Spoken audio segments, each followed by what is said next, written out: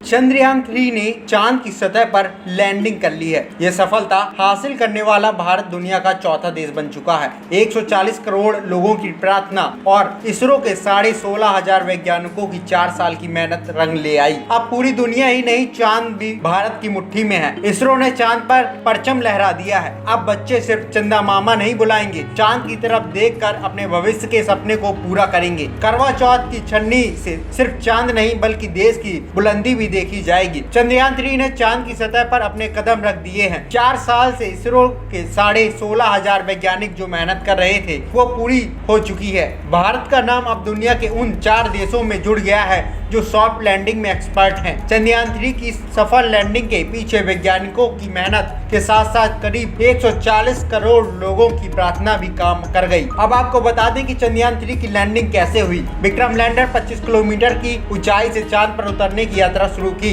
अगले स्टेज तक पहुंचने में उसे करीब 11.5 मिनट लगे, यानी 7.4 किलोमीटर की ऊंचाई तक। 7.4 किलोमीटर की ऊंचाई पर पहुंचने पर इसकी गति 358 मीटर प्रति सेकंड थी। अगला पड़ाव 6.8 किलोमीटर का था। 6.8 किलोमीटर की ऊंचाई पर गति कम करके 336 मीटर प्रति सेकंड हो गई। अगला लेवल 800 मीटर था। 800 मीटर की ऊंचाई पर लैंडर के सेंसर चांद की सतह पर लेजर किरणें डालकर लैंडिंग के लिए सही जगह खोजने लगे। 150 मीटर की ऊंचाई पर लैंडर की गति 60 मीटर प्रति सेकंड थी, यानी 800 से 150 मीटर की ऊंचाई के बीच में थी। 700 मीटर की ऊंचाई पर लैंडर की स्पीड 40 मीटर प्रति सेकंड थी, यानी 150 से 60 मीटर की ऊंचाई के बीच। 10 मीटर की ऊंचाई पर लैंडर की स्पीड 10 मीटर प्रति सेकंड थी। चंद्रमा की सतह पर उतरते समय यानी सॉफ्ट लैंडिंग के लिए लैंडर की स्पीड 1.68 मीटर प्रति सेकंड थी। अब बता दें कि विक्रम लैंडर पर 4 पेलोड्स क्या काम करेंगे। रंभा,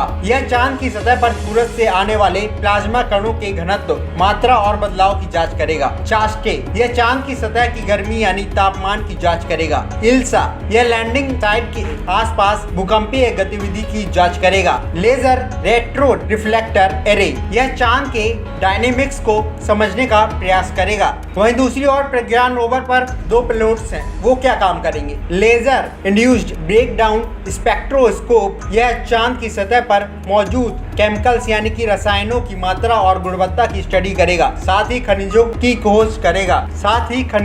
खोज करेगा। अल्फा पार्टिकल एक्सरे स्पेक्ट्रोमीटर, यह एलिमेंट कंपोजिशन की स्टडी करेगा, जैसे magnesium, aluminium, silicon, potassium, calcium, tin और लोहा। इनकी खोज लैंडिंग साइट के आसपास चांद की सतह पर की जाएगी। कुल मिलाकर विक्रम लैंडर और प्रज्ञान रोवर मिलकर चांद के वायुमंडल, सतह, रसायन, भूकंप, खनिज आदि की जांच करेंगे। इससे इसरो समेत दुनिया भर के वैज्ञानिकों का भविष्य स्टडी के लिए जानकारी मिलेगी। रिसर्च करने में आसानी होगी तो यह कई वैज्ञानिकों के लिए फायदे की बात होगी। दुनिया में अब तक चांद पर सिर्फ 3 देश सफलतापूर्वक उतर पाए हैं। ANP टाइम्स की रिपोर्ट।